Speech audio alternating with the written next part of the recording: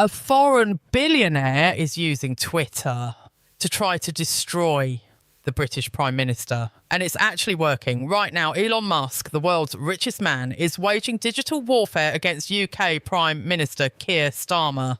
This isn't political commentary. This is a coordinated campaign to bring down a sitting government using social media as a weapon. If you want to see how power really works in 2025, hit subscribe, because what happens next will change everything.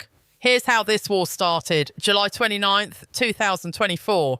3 little girls, BB King, age 6, Elsie Stancombe, age 7, and Alistair da Silva Aguiar, age 9, were murdered at a dance class in Southport. The nation grieved. Then came the lies. False information about the killer spread like wildfire. The misinformation claimed he was a Muslim asylum seeker. Completely false.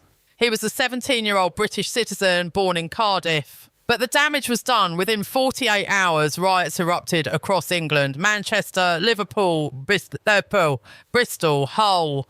Mobs attacked mosques, set fire to hotels housing asylum seekers, clashed with police. Britain looked like a nation at war with itself.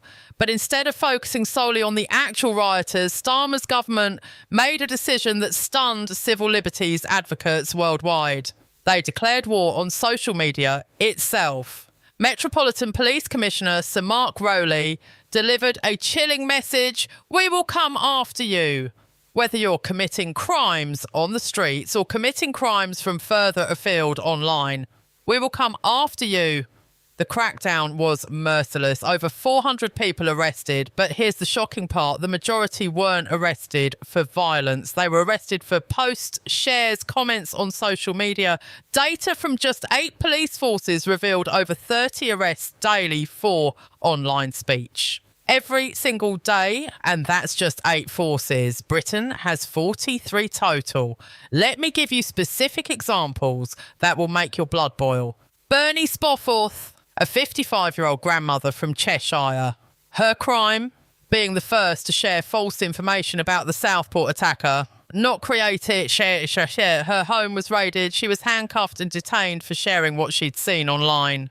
Then there's Peter Lynch, a 61-year-old grandfather from Rotherham. He attended a protest outside a hotel housing asylum seekers.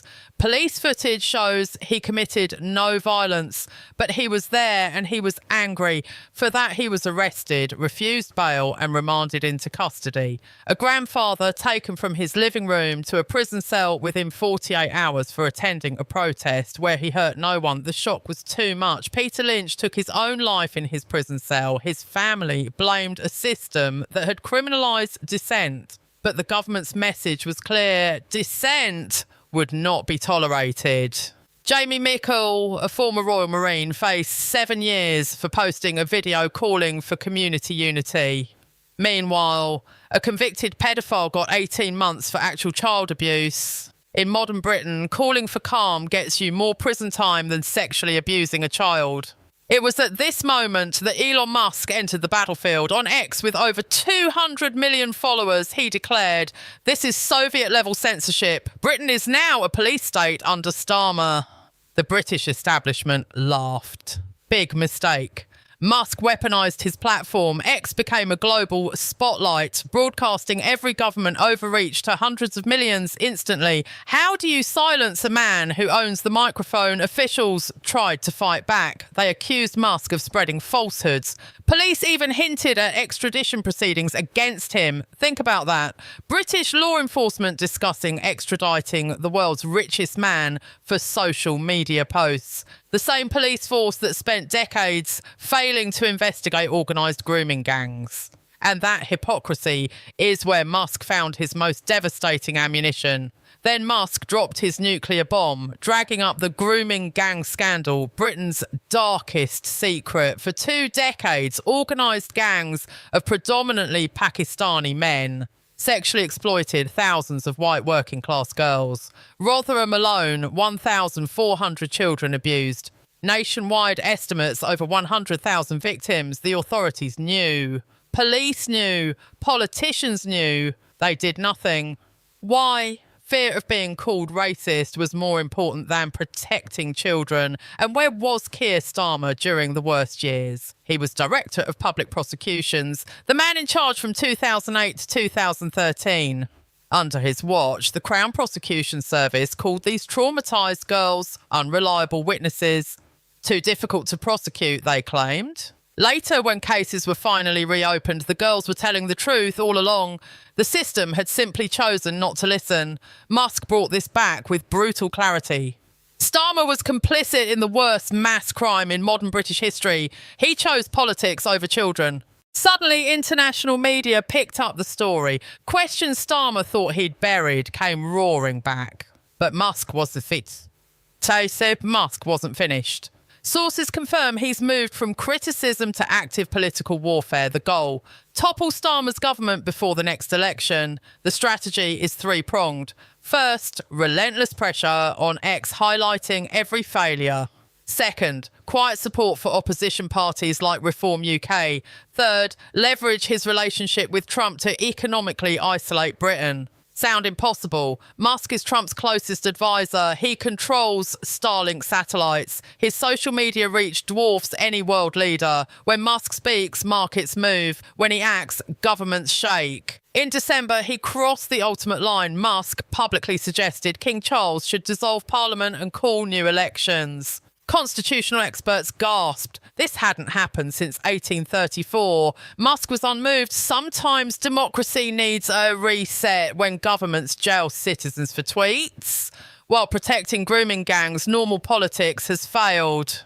The Post exploded. Dissolve Parliament trended worldwide. Reform UK surged in polls. Starmer's approval ratings collapsed. The government panicked. They accused Musk of interference, racism, ulterior motives. Nothing stuck.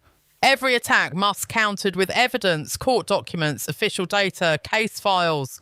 You can't disprove the truth. This battle has transcended British politics. It's become a global test case. Can sovereign governments control information when billionaires own the digital town square? World leaders are watching nervously from Berlin to Brussels to Washington. If Musk can bring down a British PM, who's next?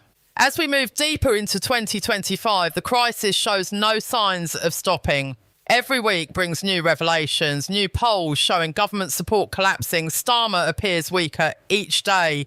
This is no longer just about Musk versus Starmer. This is about fundamental rights, the right of citizens to speak freely without fear of midnight arrests. Whether governments can still silence critics in an era of decentralised information. Most importantly, whether those in power will ever be held accountable for their most grievous failures, especially when those failures involve the systematic abandonment of vulnerable children. On one side, a Prime Minister who uses police power to jail people for tweets, while overseeing a system that turned a blind eye to child abuse.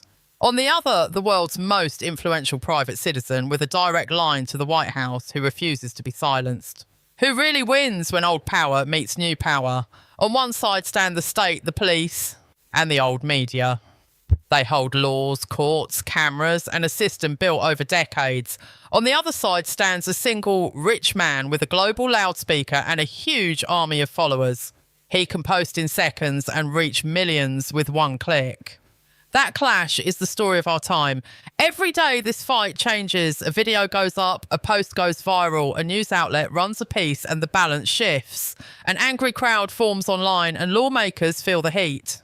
Officials who once moved slow now race to act. People who used to trust the tape and the paper now look at their phones first. That shift matters. It changes how power looks and how it works.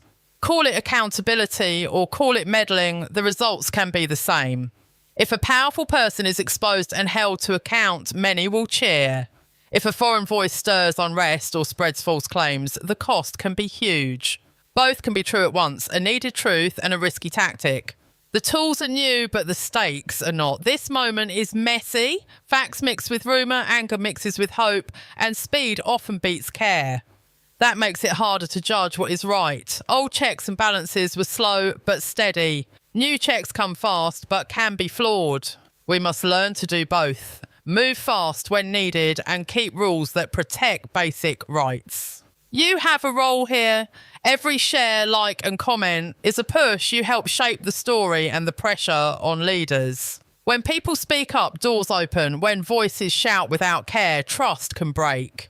The crowd is powerful, but the crowd can be wrong. That is why good judgment matters more than ever. So tell us, is this justice in action or an attack on democracy? Your view matters. Speak up in the comments and explain why. Use clear facts, not gut takes. Ask for proof, ask for calm. If you want the timeline and full posts as events move, subscribe and turn on alerts. We will track the posts, the replies and the moves by officials. You will see both the posts that stir people and the slow work of courts and police. We won't pretend one side is pure.